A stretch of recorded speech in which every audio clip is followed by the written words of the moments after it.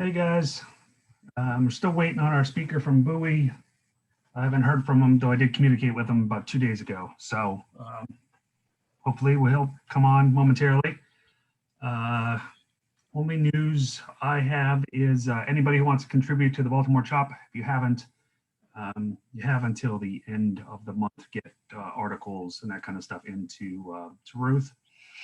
The 31st is the cutoff. You guys probably know by now our the minor league game is September 4th in Scranton. If you're interested in coming, it's a doubleheader. It's quite a drive from the DC area, but it's worth it. I'm actually staying a few nights up there, but I have family there, so it's a kind of a different story for me. And our Orioles SABR game will be against Texas September 25th. So that should come out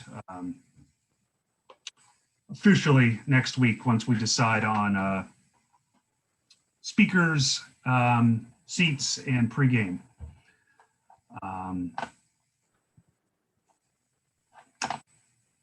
We're just waiting on Adam. Also letting you know that the dates for SABR 50 may switch once again to match up with an Orioles home schedule. So it's still being worked on. They're not 100% final, but it will still be August of 22 and not move to another month. Is the schedule out? The schedule is out in-house, not publicly. Oh, okay.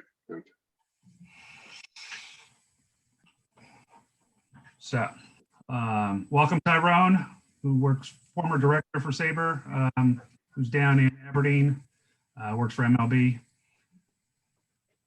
Glad to be here. Thank you. And oh, hang on, I'm going to send the invite to our speaker. Hang on a second. Multiple computers here.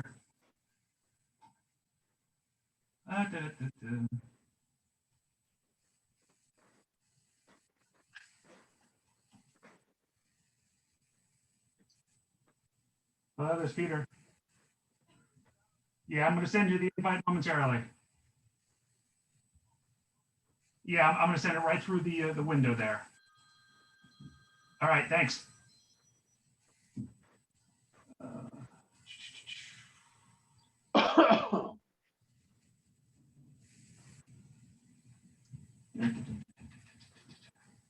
What happened when I have two?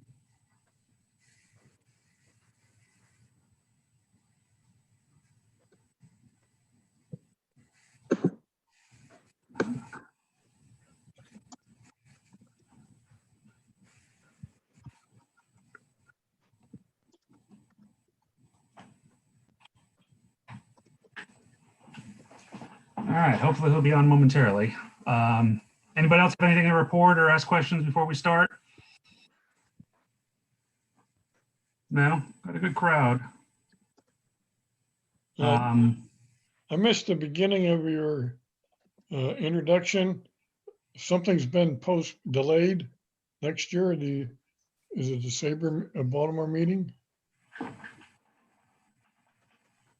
It's not delayed. It's going to be probably moved a week or two. Oh, okay.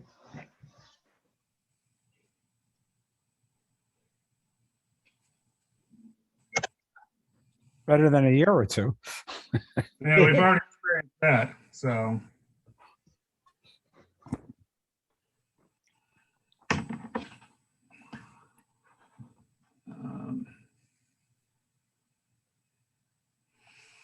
Let's see. All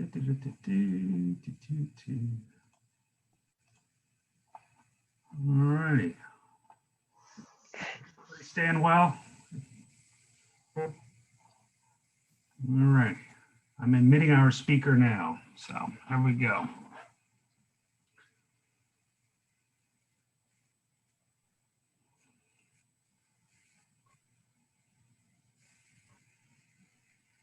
Yes, Adam. And there he is. We just got to unmute him. Yay! All right. All right, guys. 21st century problems. Of course. Guys, remember Adam? He's been with Bowie, I think, 6 or 7 years now. He's the head broadcaster. He was in sales for a while. He spoke to us, man, back in our early days. It must have been 2017 up at Towson. And then you guys who came to the game, we did our event at Bowie, I think maybe 2018 or so. It was definitely pre-pandemic. And Adam spoke to us there, and Brian Shawcross and the manager at the time. We had a great time. So he's going to talk to us about Bowie, about minor league changes, about how they survived the non-existent 2020 season. And you can hit him up with questions in the chat or wait till the end. And I'll admit people as we go. So if you can put yourselves on mute, and we'll let Adam take it away. Hey, everybody. So happy to, take the time and be with you guys. My obviously being in baseball so long, you guys are my people, right? So it's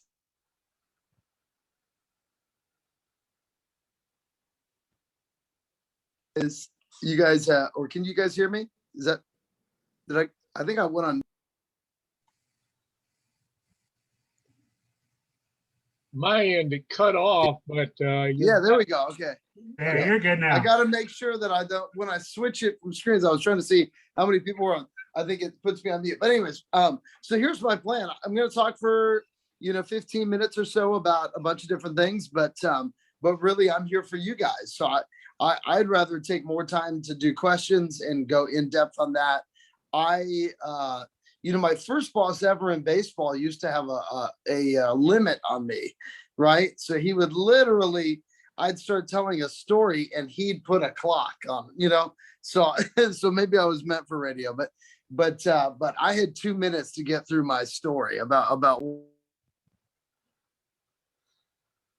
whatever I was going to speak about. So more importantly, I guess, is that I want to talk about what you guys want to hear me talk about, not just about this or that. I'm trying to switch my screen so I can see everybody. All right, good. So with that being said, my name is Adam Pohl. I'm the longest standing Orioles minor league broadcaster. I have been in minor league baseball, or just, doing baseball since 2001, when I was in college summer league ball. And then in 2000, so I'm trying to get there we go. And then in 2003, I started working in minor league baseball, in short season ball. And then in 2005, I got my first full season minor league job. The funny thing about, the kind of funny or sad, is that, my first team still exists in a college summer league team in Asheboro, North Carolina. They're called the Asheboro Copperheads. The second team I was with was the Burlington Indians. So Burlington was a rookie level team in the Appalachian League. They became a Royals affiliate, or the Burlington Royals. And then with the changes here, they are no longer an affiliated team. They're kind of a college summer league.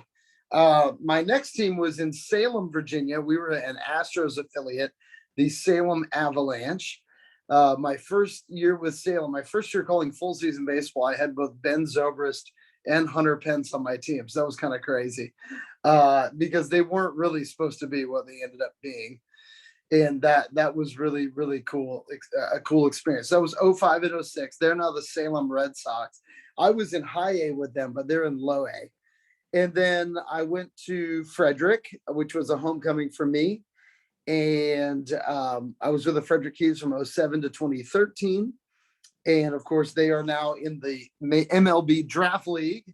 And then I've been with the Baysox since 2014. My job is a little bit different. I was full-time with the Baysox. The pandemic kind of unfortunately got me out of sports full-time, but I'm still calling games along with my broadcast partner. His name's Paul Fritchner.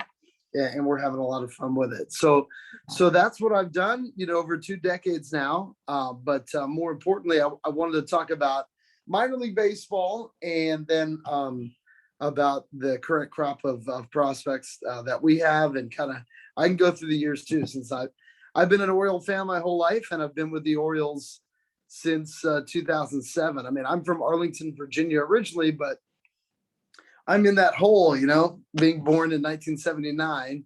There was no Nationals, I wasn't really close to a Senators era either. So I grew up a big Orioles fan, going to Memorial Stadium and all of that. So it's been really a dream come true for me to be involved in the Orioles organization as long as I have. But enough about me. So minor league baseball obviously took an enormous hit.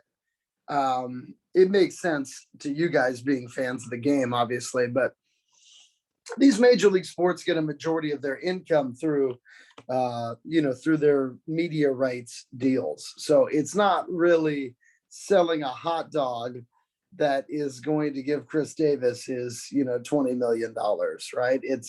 It's their TV, both local and regional TV rights deals that make these teams a majority of the money that they make. We kind of figured out what that number was. They said that it was about 40% of their money comes from ticketing, from fans in the stadium. So any business that loses 40% of their income, I mean, that is an extremely dire situation. So that's what Major League Baseball had in 2020. What minor league baseball had was 100% loss. I mean, where it's 40% of income for the major leagues, it's all the income for minor league teams. Minor league teams are, of course, independently owned, the majority of them from the major league club. The teams in the Orioles system are not owned by the Orioles. So with that, there was just an enormous reduction in staffing and all of that. I was very fortunate to not lose my job, but my guess is that, and this is it sucks, but my guess is that 70 or 75% of people that were working full-time for a minor league baseball team going into the 2020 season are no longer working in the industry. I mean, that is absolutely a staggering number, but I'm one. I was not, you don't feel bad for me, but the ones I feel bad for are the people that, went through school, sports management majors. This is their first job in the industry. They're making a small salary. They're getting this, it's really competitive. They're able to get an opportunity to do well and over a few years move their way up, and obviously no income for a year. And it's going to take till next year really for the industry to completely get back to where it was pre-pandemic. And what I mean by that is because usually a lot of what teams do is they make their money in sponsorship sales, and they make money in group ticket sales. So that's an enormous chunk. To be honest, it's more than half of the money a minor league baseball team brings in. Well, for the 2021 season, you had already sold, the majority of sponsorships are sold before the season begins. So we had probably in Bowie sold 85 to 90% of what was going to be the 2020 season for sponsorships. Well, then you don't have a 2020 season. The great thing is that the majority of businesses have stuck with the Baysox. But what that means is that they paid in advance of the 2020 season. That money helped get the team through a season of no income, from ticketing and all of that. So therefore, they're just getting bonused 2021. Like they're not paying anything to be a sponsor in 2021. The 2021 year was paid for in 2020, and that money is gone, right? So in effect, it was extremely helpful. Maybe it did keep a few more employees on that kind of money leading into what was 2020, because obviously this all hit right before the 2020 season was supposed to begin. But all in all, it's a situation where a lot of that money, if you think about a team for 2022, that income is going to be, in a way, found income for 2022. It's going to be different. Group tickets make up 40% of the tickets sold for the Bowie Baysox in an average year. And going into the start of this season, we had sold 0 group tickets, not 0, because group tickets also include season tickets. So obviously that, that's a big chunk. But the reality of the situation is that it was a very unusual off season. You're not selling these big parties, picnics, different gatherings. And that's starting to come back. But if you go to a Baysox game and you look up towards the suite level, you're going to notice that it's a lot less than what it is in a usual season. Companies are not bringing 25 people together to go out and do something yet. I don't think they're worried about it from a COVID standpoint anymore, like they were probably at the start of our season a few months ago. But it's also just, companies budget for these things, and everybody's had a tough time. So that, these fun party type events, this is kind of what gets cut, right? So all in all, the Baysox are really relying on people just coming to games. And fortunately for Bowie, this is a good transition in my talk. Fortunately for Bowie, we've got one heck of an exciting team, right? I mean, now it is kind of funny. I don't understand why, but a lot of Oriole fans, I think it's because the Mike Elias regime, and I guess I just go back a lot further, but it's almost like this feeling like, oh my God, this is so special. This is so new. We got all these prospects here. And I'm sitting there going, this ain't our first rodeo, right? I mean, let's be honest. The Orioles, Adley Rutschman is a new thing. I mean, that's the #1 overall pick. He has been in Bowie all year. Of course, Rutschman is the second #1 overall selection in Orioles history. But the reality is the Orioles have had a lot of top 5 picks in my time in the Orioles system. I was in Frederick, like I said, from 2007 to 2013. The Orioles 2007 first round pick was Matt Wieders. He was obviously the highest drafted catcher in almost a decade when he was taken. When you think about Rutschman, I mean, this is starting to become a new thing. You're seeing catchers, because of their importance in the game, get selected more highly. But I mean, for a while, it was basically Mauer, Wieders, and Posey were the 3 guys that had been drafted in the top 5. Buster Posey was the #5 pick of the draft, maybe a year or so after Wieders, if I'm right. I'd have to look back at that. But when you look at the building of the Orioles and that run from 2012 to 16, which I think some people kind of just hash over, but I mean, it was largely due to that group of guys.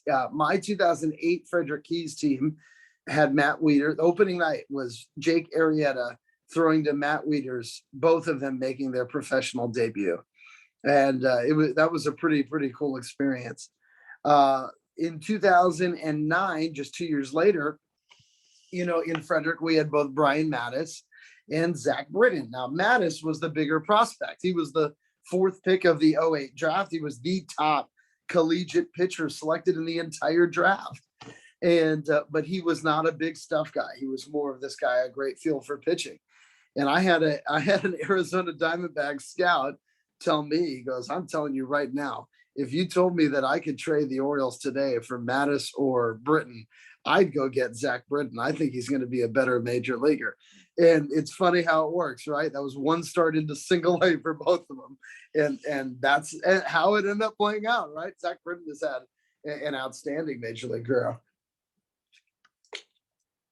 And he was a 3rd round pick of the Orioles. And the reason for that scout's thinking was that Mattis has a lot of average pitches with good control.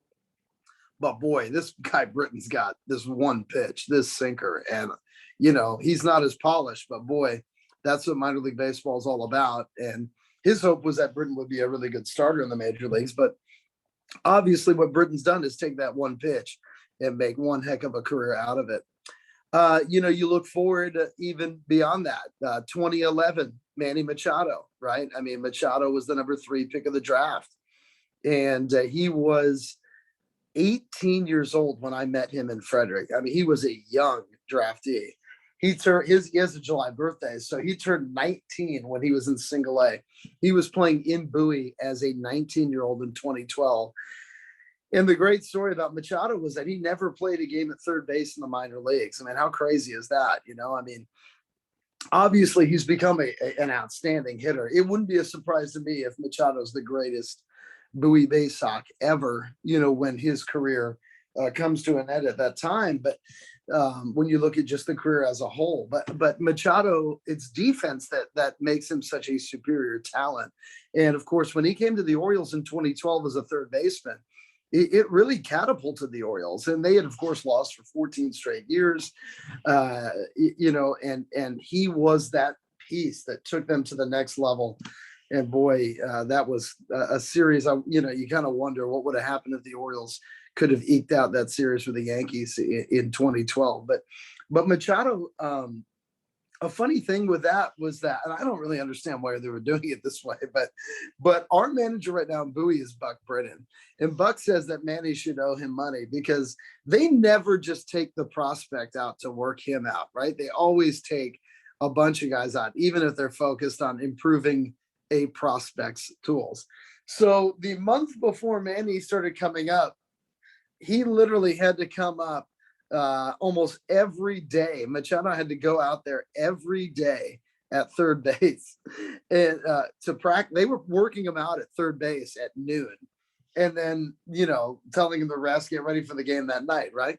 So it was Buck Britton that was the non-prospect that was going out and having to go out there at noon with Manny Machado every day. So Buck's like, Manny owes me because I was literally out there grinding with him for like 3 weeks for an hour or two every day, doing defensive extra practice at third base, all just for Machado to go up. But Buck had a pretty good minor league career too. But of course, Jonathan Scope was a part of that team also. And I mean, Scope is the best, along with Eduardo Rodriguez, who the Orioles traded before he was a major leaguer. Those are, in my 15 or so years in the Orioles system, those are by far the two best Latin prospects that have come up through the system. And then, of course, you have Dylan Bundy and Kevin Gausman were the other ones, right? I didn't even mention Matt Hobgood, who didn't work out. I broadcast over 400 Billy Rowell baseball games. He was a top 10 pick. I mean, there's so many guys over the years, right? But all in all, turning towards the guys that are on the Baysox now, Rutschman is a little bit older for a double-A ball player. He would have been, for a prospect of his level, he would have been in double-A almost the entire 2020 season if it would have happened. So I do think the pandemic has set him back maybe a year from playing in the major leagues. My expectation is he's with the Orioles, throughout 2022 and beyond. The thing with Rutschman is that this is all me. This is speculation, but if you call him up to the major leagues now, the goal is that at the back end of his initial deal, that the Orioles are going to be good. That's what they're banking on. So if you bring him up now, of course you get him extra experience, but then he's a free agent a year earlier. If you bring him up now, the other aspect is there's a chance for a work stoppage at the beginning of the 2022 season in the major leagues. That doesn't affect the minors. So if he doesn't play in the major leagues this year and there is a work stoppage early next year, he can play. So let's say the major leagues don't, I'm just, throwing something out there. Let's say the major leagues start early, late March, like always, what is now. But they missed the first 40 or 50 games. Well, guess what? Rutschman doesn't have to miss the first 40 or 50 games because he'll be playing in AAA Norfolk almost certainly, right? So that's an advantage. We don't know what these rules are going to be on service time. Now it's like if you hold the guy out for that first month and change of the year, you can get an extra year. My guess is if it stays the same, the Orioles will try to do that with Rutschman next year, meaning that he would probably start in the big leagues, in the month of May. But that's just to be seen. We really don't know what the new look is going to be as far as that is considered.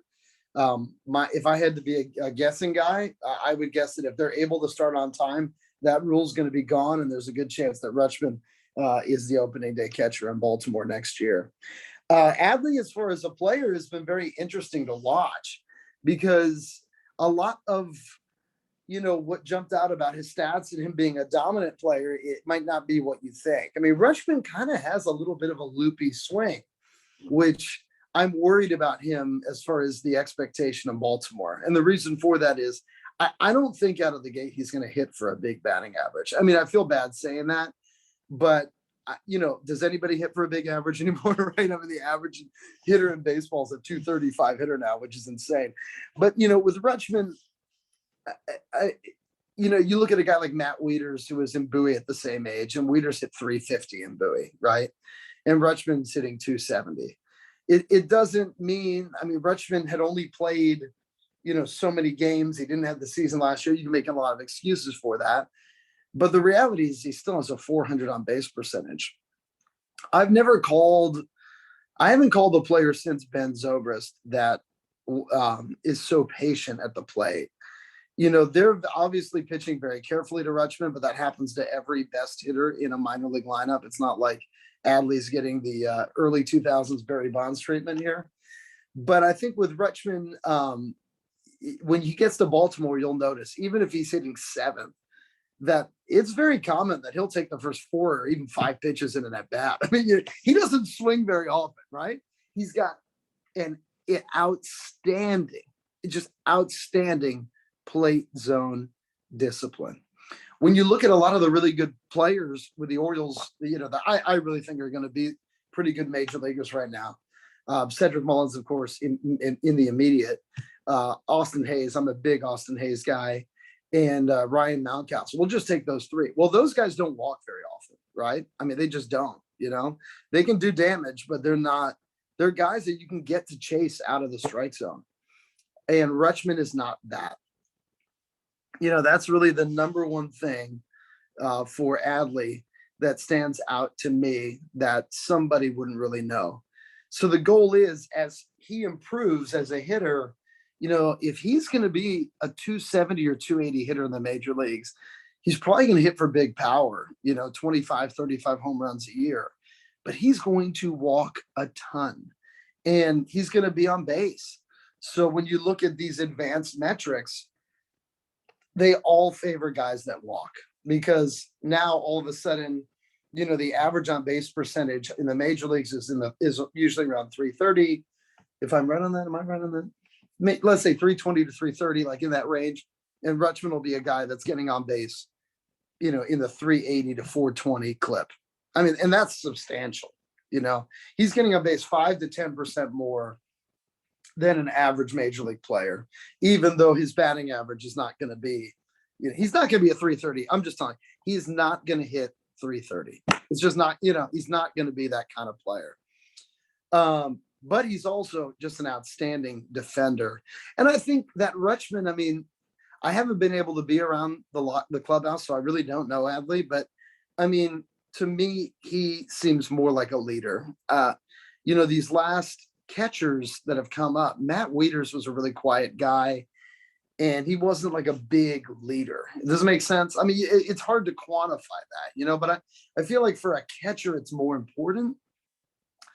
I know Chance Sisco really wasn't that, but Austin Wynns is. What Wynns doesn't have all of the right, but that's why all the managers love Austin Wynns, because he's like a coach on the field, but he doesn't have the tools. So the excitement is that the hope is obviously that Rutschman can be the Orioles' Buster Posey, even though they're not exactly the same player, and that's exciting.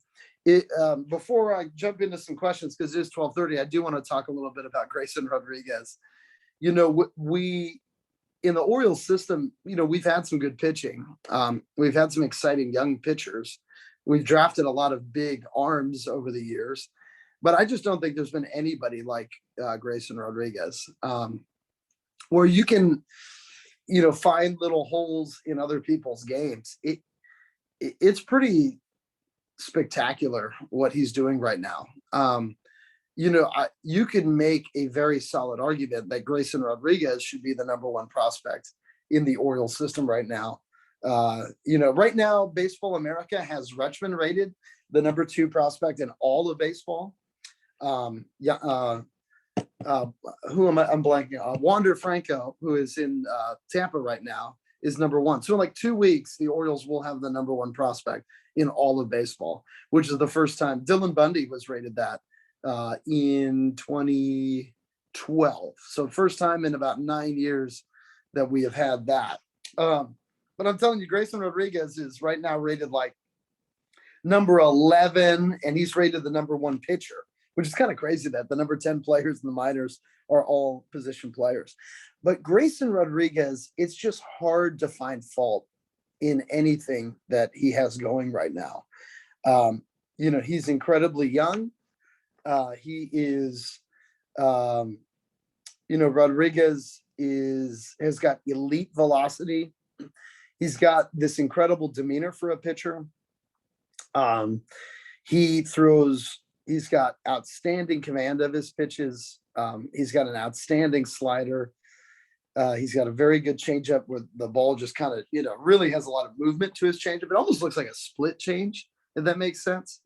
Sometimes it's hard to tell if he's throwing he's got a curveball and a changeup, but like if you're broadcasting, it's really hard to tell if he's throwing a curveball or a changeup. They're almost the same speed. The changeup is probably more like mid to upper 80s, and the curveball is more like lower 80s. But I mean, his fastball is 97 to 99 miles an hour.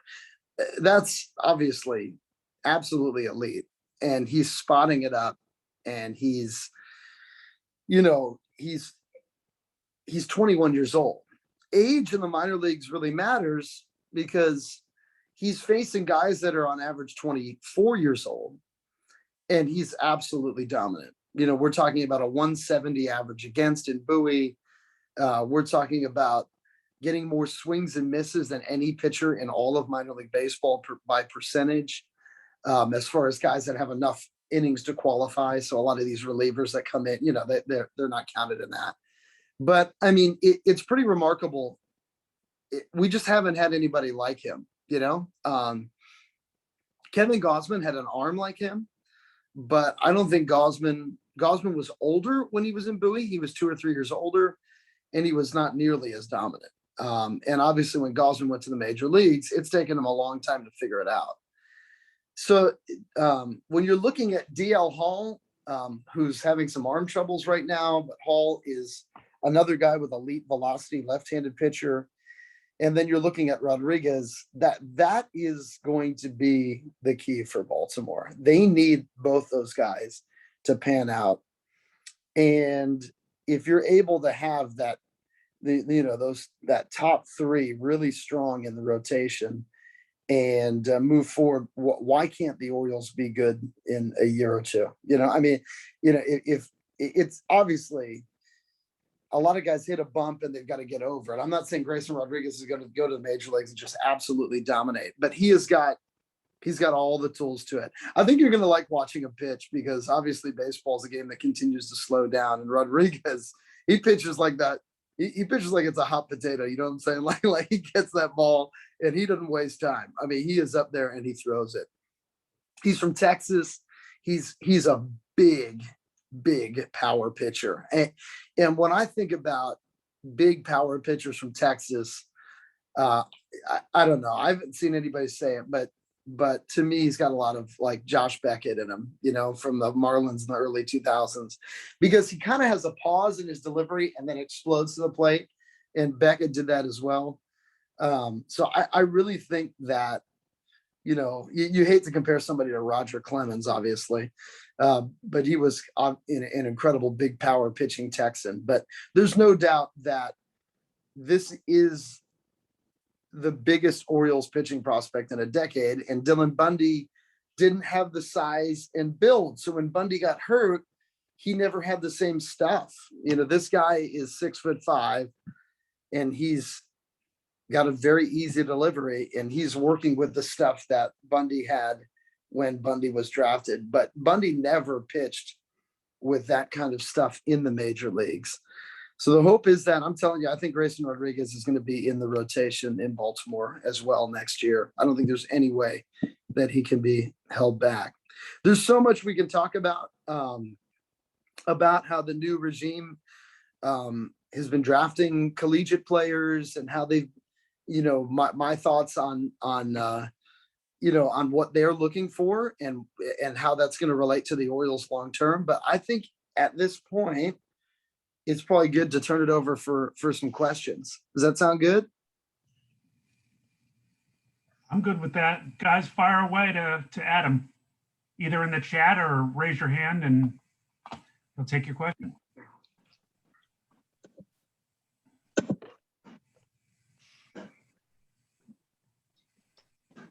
David. Hi, Adam. If you remember, you came to Anne Arundel Community College a few years back, and that was really very nice of you, and everybody in the group liked that. So thank you. That's wonderful. Yeah, it's funny, at that event, I thought I met a client of mine's mom, and I talked to her for 2 minutes and then realized it wasn't her mom. So it was kind of funny.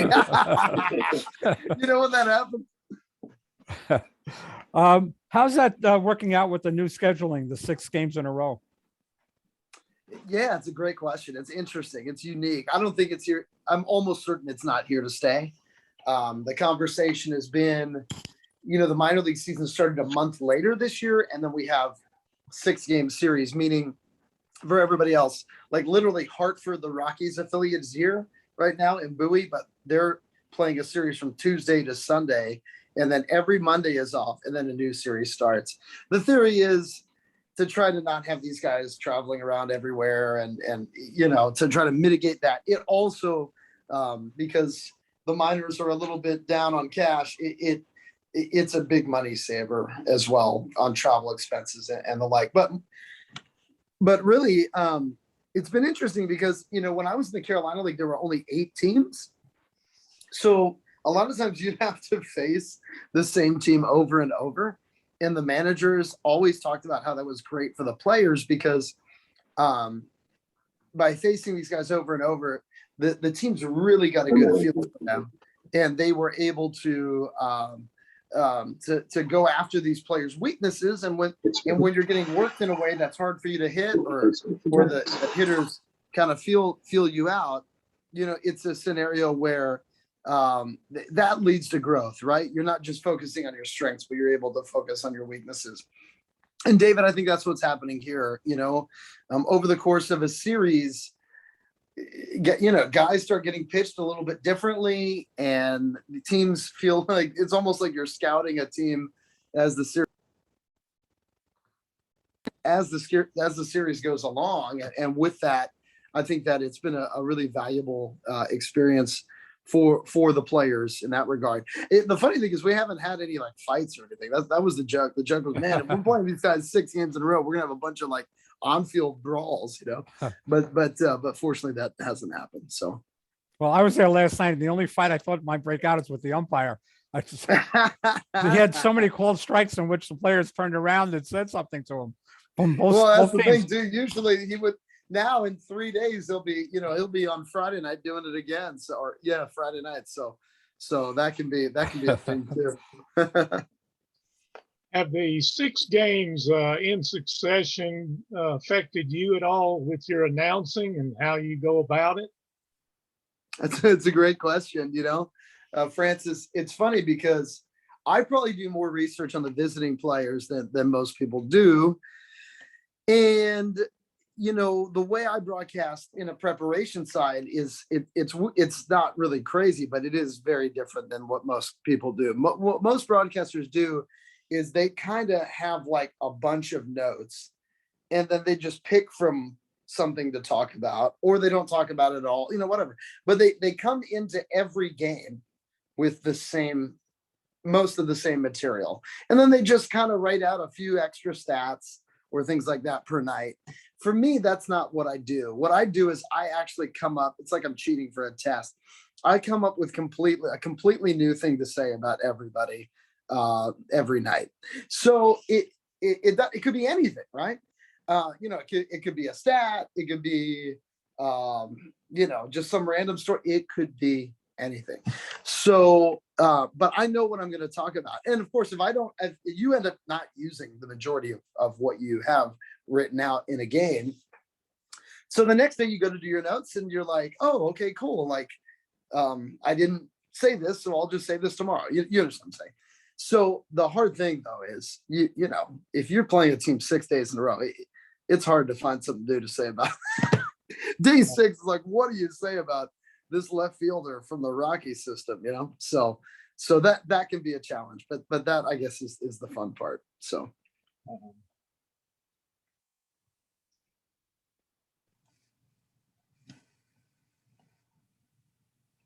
Anybody else questions for Adam?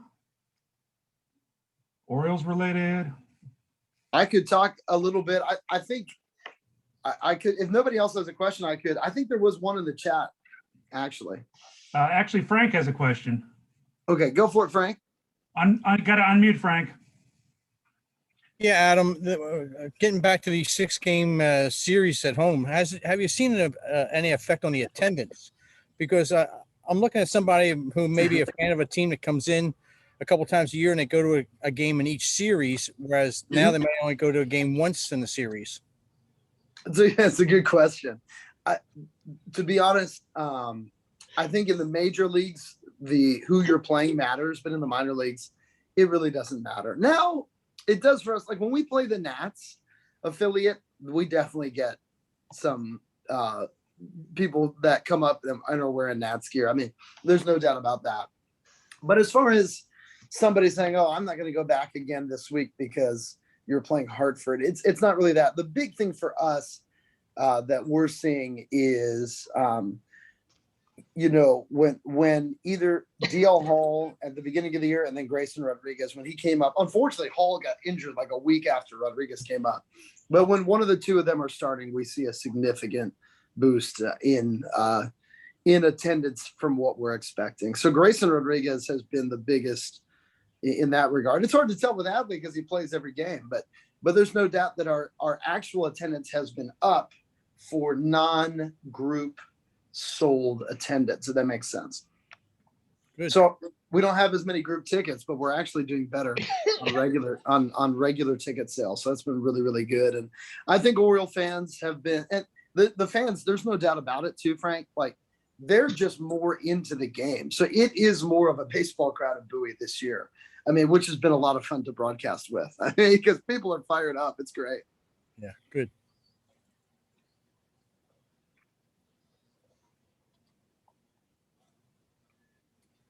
Anybody else? If not, Adam, if you have anything else you want to say, go right ahead. Yeah, since we got a little bit of time, right? If that's okay. I have a question. Okay, yeah, go for it, Tom. Yeah, during the COVID, I'm curious as to how the average day would go, and what were your expectations during that enormously long period of time? So for me, it was a life-changing thing because I'd worked in the business side of baseball forever. So my job, it was to be both a marketer and a salesperson, for the minor league team, and then broadcast for the Baysox and broadcast for Mount St. Mary's University, north of Frederick. So I'm their basketball broadcaster and, do a few other games here and there. So for me, life shut down, and I ended up getting out of baseball on the business side. The Baysox have been so nice to let me continue being a broadcaster, which is what I really, really like and love. So I have a new, like real job now. Real jobs in quotes, obviously, but whenever I told people at a dinner party what I did for a living, they were like, "Oh my goodness." The funny thing about, not funny, but like, I was always worried. My wife and I had a tough time having kids, and I was worried about being a good father because, this broadcast lifestyle has you out of the home so much, right? So we have our daughter finally in December of 18. And then my wife's a physical therapist, so her job doesn't change, and COVID hits, and I'm homebound, and our daycare shuts down. And for 5 months, I was just complete daddy daycare, and I'm just sitting there laughing, like I thought I wouldn't have enough time with my daughter, and here I am with her, just me and her all day, every day. So it was quite an experience. I definitely have a much higher diaper change count than I ever thought I would, but but that was what happened for me. So it was a life-changing event for me. The Baysox, it was hard. They tried to get a lot of events that were socially distanced in the park. They had a lot of things lined up, including like an in-person July 4th fireworks show last year, and they had it all set up and then it got canceled.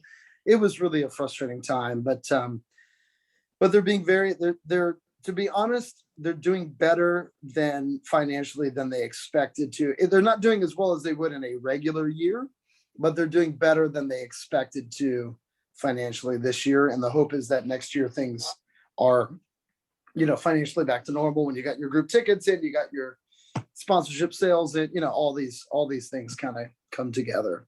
So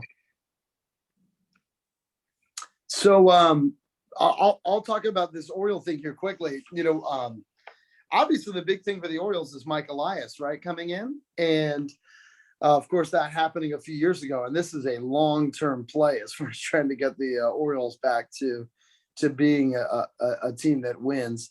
If you think about acquiring players, right, in my opinion, there's three ways to do it. You could probably argue there's more, but I'll dumb it down to three ways, right? There's the American draft, and where you're drafting high school and collegiate, American players into your system. And the Orioles obviously were doing that. They were having a top pick, so you're able to pick high. But I mean, even in some ways in that Duquette, Buck Showalter era, the Orioles were spending less money on scouting than other teams were. The Blue Jays had over 80 scouts and the Orioles had like 35. This would be 5 years ago, So it's like, all right, so other teams are investing more money in that angle. There's the free agency angle, right? Which is like, hey, we've got our core of players, but we're going to keep bringing in free agents. And obviously the Orioles can't play with the other teams in their division. I'm not talking about Tampa, obviously, but the Yankees and Red Sox on that front, right? So the third part of the equation is signing international talent. Now, the Orioles did have an international player reach the major leagues in the Australian left-hander Alex Wells, who's a very unique prospect this year. But think about this. The Orioles spent less money. I mean, I would call like three tiers. There were like 10 teams in the top tier, 19 teams in the middle tier, and then the Orioles were in the bottom tier. You had 10 teams spending between 10 and $15 million a year on 16-year-old Latin American prospects. You had every other team in Major League Baseball spending between 3 and 8 million, let's say. And then you had the Orioles spending somewhere between $200,000 and $400,000 a year, basically, right? They were not in the market to get Latin players. So if you're not going to sign free agents and you're not trying to go after 30 to 40% of the people that end up being major leaguers, you're not going to have an elite pipeline like what we're seeing from a Tampa Bay right now that is continually producing, that will allow you to be a major winner even without being a major spender. So that's, I think, what Elias has brought to the Orioles and to the new infrastructure of the Orioles ownership, and what I mean by that is the Orioles are diving headlong into the analytical regime. When they brought in a general manager, they didn't bring somebody that was akin to formulating a major league roster. They brought in a guy that was basically all about drafting and being a dominant drafter. And that's what Mike Elias was, part of a regime in St. Louis in the late 2009, had an incredible draft, went to the Astros. They did have some that didn't work out, but they drafted some great players, obviously, and have had, built a foundation that has had a lot of success, for a long term here. So what the Orioles are doing is they're investing majorly in Latin America. They're building a brand new facility, putting a ton of money into that to try to recruit these Latin prospects to sign with them as 16-year-olds. The Orioles will be signing here shortly. I don't even know when it is, but they'll be signing probably the best Latin talent they've signed in my 15 years covering Orioles minor league baseball. The problem is that kid's 16 years old. So that's a long ways before he's a good major league ball player. I mean, you're talking 7-8 years, right? But he'll be coming into the system, and they're trying to build a pipeline, that is going to not just be good now because they had all these top picks and made all these trades. They're trying to build a pipeline that when they have the number 20 pick in the draft, they're still able to, have a very good minor league system. So the Orioles are definitely trying to go by the Tampa Rays model, I think, and that doesn't mean that they're not going to ever re-sign a player, to a second contract. That's going to be very interesting to see long-term what the Orioles are able to do if they're able to develop a good major league team. Will they be able to spend money and sign these players to come back and bring in other pieces around them to try to take a good major league team and make it a great major league team?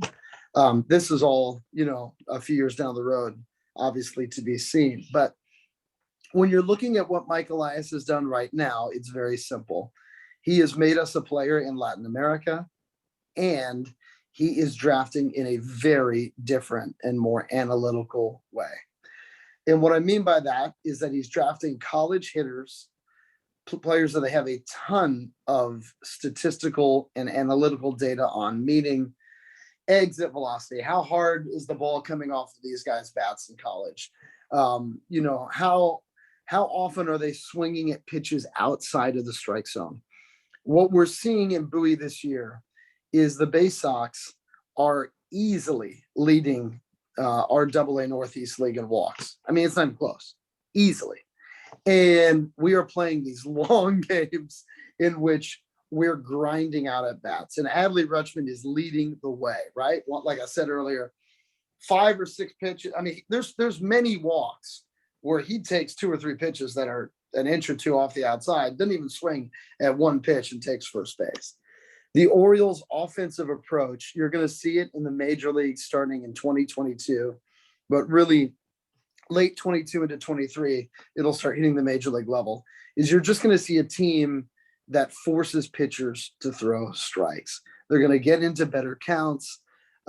They're going to swing at hitters' pitches, and they're just going to take a lot of pitches. You're just not going to see a lot of 1 or 2 pitch at bats. You're going to see 5 to 8 pitch at bats be the norm. And that's the way the Yankees, and then after the Yankees, the Red Sox, in the late, when the Yankees started winning in the early 2000s, that's what happened. And what Jeff just said, inches off the plate are often called strikes. There's no doubt about it. So you're going to see a lot of guys get called out looking.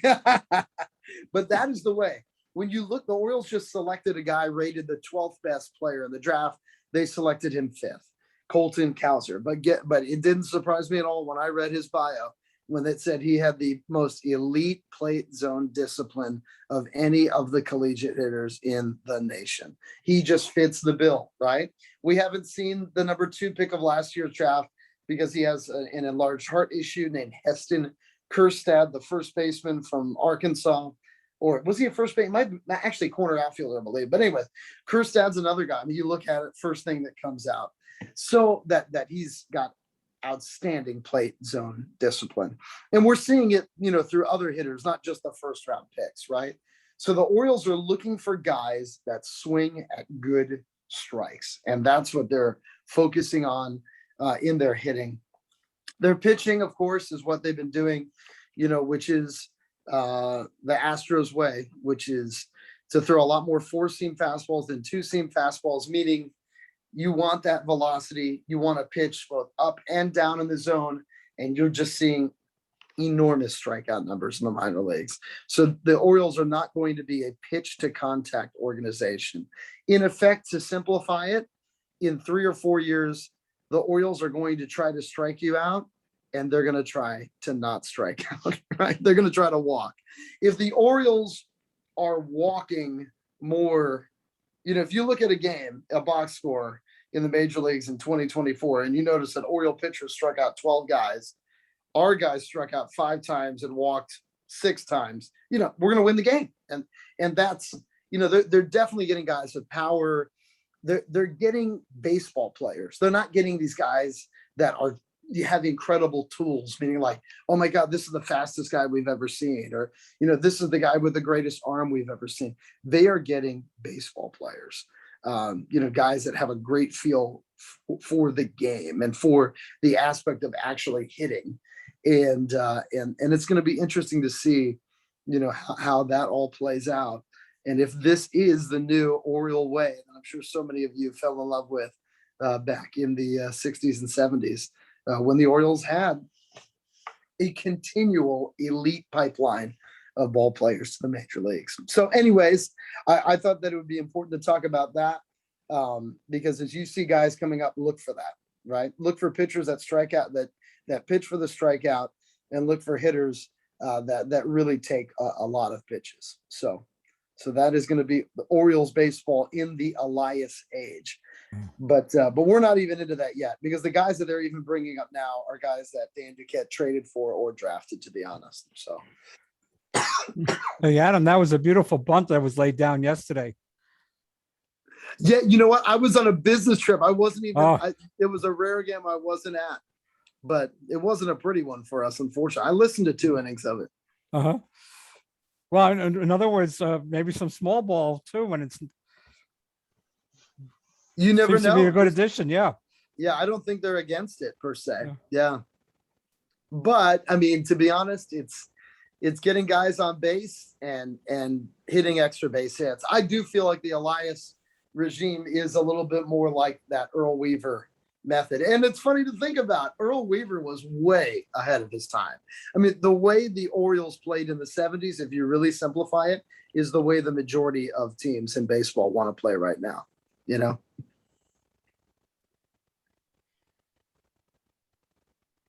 Vicky, anybody else have any questions?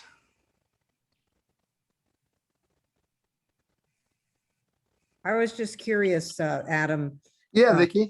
as I had said in the chat a few years ago, Kim and I were at a Lowell Spinners game, Yeah, yeah.